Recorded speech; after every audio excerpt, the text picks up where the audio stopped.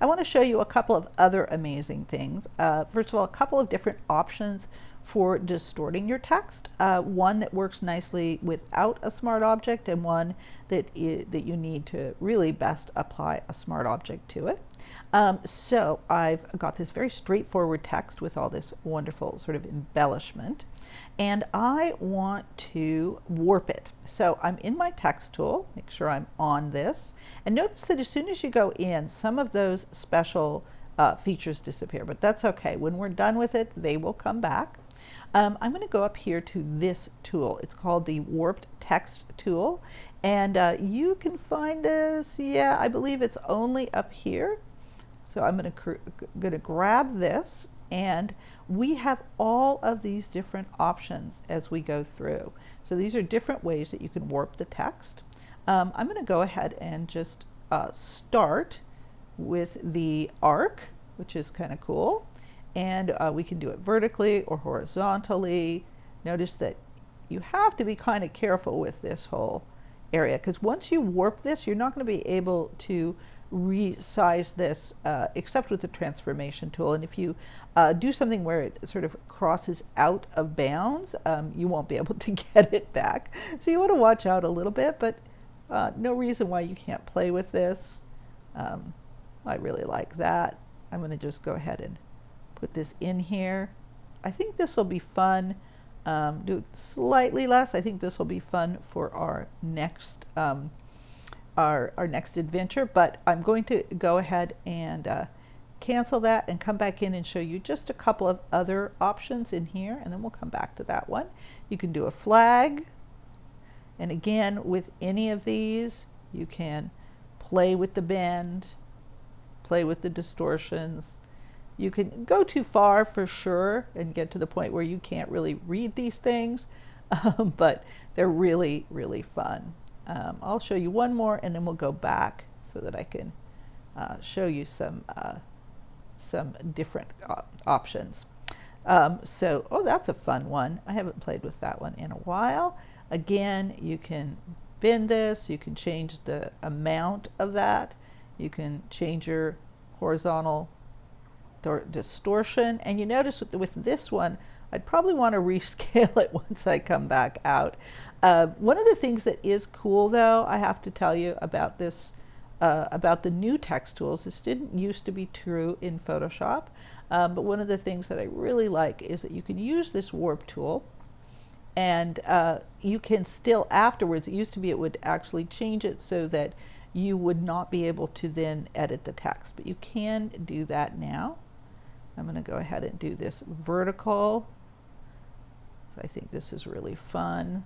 Maybe give her a little bit more there, not too much. There we go. We'll just stick with that. That looks really fun.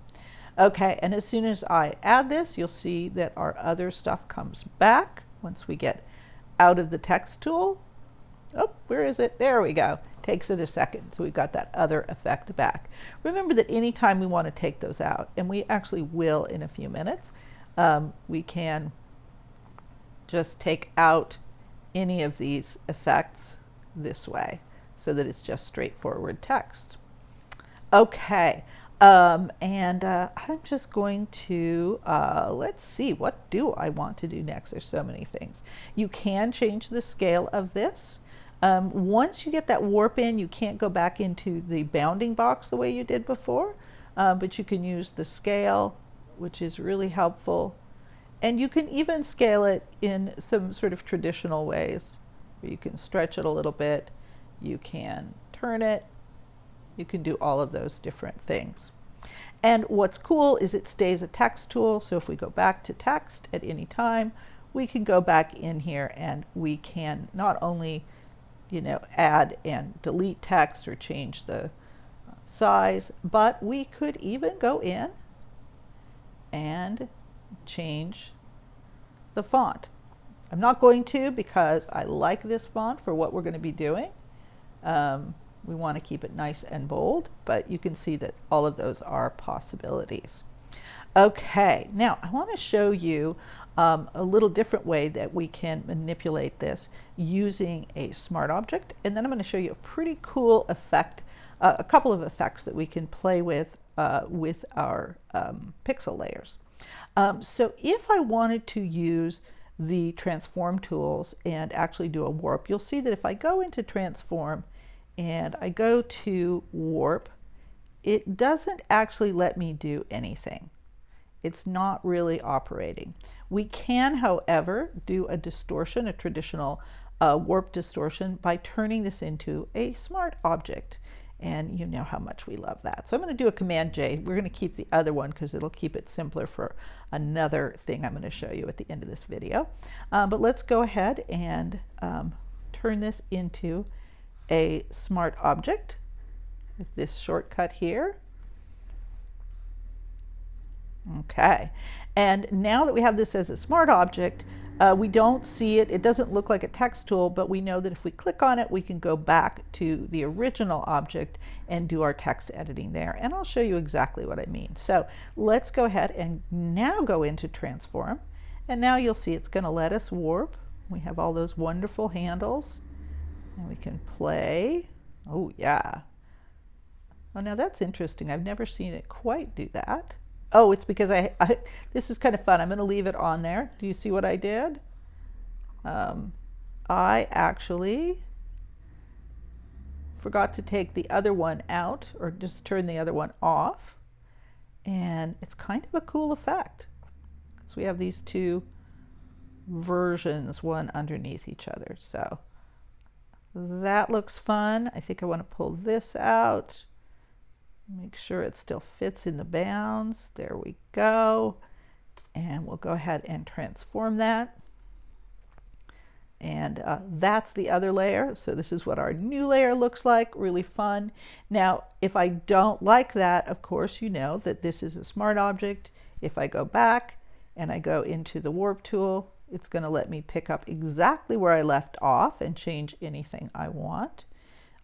So that's cool. But the other thing that's very cool is if I want to change the word or change the text or change the font or anything like that, I can't do it from here because this is no longer a text tool. And you notice what I did. I inadvertently added another one, which happens a lot in Photoshop. But if I go into the smart object, amazing. Once I'm here, then I can do anything I want. I can change the font, I can delete it, I can change the colors, I can do whatever I want with it. I'm not going to because I want to do something different with this. I'm going to go ahead and keep that smart object, but I'm going to move it down to the bottom, and we're going to go back to this normal version, this amazing, because I want to show you a little bit about how it would look if we put it onto a pixel layer. So I'm going to go ahead and take these off and the green. And you can see now that we have it against these trees. You can put it onto any pixel layer. The drop shadow is nice. It kind of pulls it up. But you can also, of course, take the drop shadow off, the satin. All of these different things are things that you can change and manipulate, or you can change the color. All of those are fair game. And actually, let's go ahead and play with the color a little bit, just to see if we can get something a little bit different. I need to select the text, and let's go back again. There we go. And it's going to add those same effects on. So we'll see what this is like. Bevel and emboss, all of that fun stuff. Okay, so that is amazing.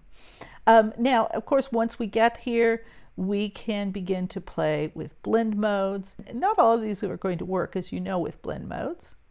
You have to play with them, but that's kind of interesting. Lighten looks good.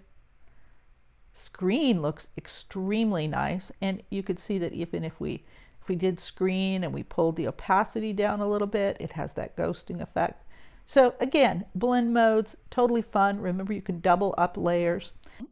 I want to show you a couple of other things that you can do, a couple other really amazing, fun things that you can do with the pixel layers. And so to get started, I'm going to do something kind of crazy. Well, I'm going to start by doing something practical, and that is I'm just going to go ahead and remove all of these effects, and I will take the opacity back up. See if I can get to that. I know I had it, and there we go. So we'll take it to 100%, back to this, oh, are we in O? Yep, and take it up to a normal. So we're just back to the plain old text. Still amazing, still with this crazy shape to it, but just a plain solid colored text. And at this point, the color of the text in the next thing will not matter at all, but we'll just leave it there, nice solid color. So I'm going to do something counterintuitive, and that is that I'm going to bring this solid pixel layer up to the top rather than have it underneath. Of course, now we can't see anything at all, but just wait. There is a magical step. I am going to create a clipping mask. Oh, isn't that amazing? So what's going on here, of course, is that we are seeing through the letters. They are clipping the image underneath, so we only see the image underneath where the letters are. Very cool. Okay, and just to see that a little better, I'll go ahead and put this on. And remember that both of these are on layers, and they are, this amazing is still right there. It is also still a text layer. Oh, I love this part. So I can still go in and actually change this to say, I don't know if I can fit the whole thing in, but we'll try. Oh, we'll do it with this. So we have awesome instead. We can also, while we're here, we'll go ahead and do a little transform. We'll just make it a little bit bigger. Now we can make it into a smart object, but we won't worry about that right now. We'll just get this sort of into place so you can see what it's doing. Okay, so you can see there's all sorts of fun applications for this. Go ahead and accept that. And I'll show you just a couple more, just things that you can play with. So one of the things I could do, I put this layer on. I can also take this layer off and put another pixel layer underneath, which is truthfully a little bit spooky, but could be fun. We can play with another pixel layer. But what might be a better strategy is to go ahead and bring this layer back on and try a blending mode just to separate that out. And we can just experiment. Ooh, I like that one.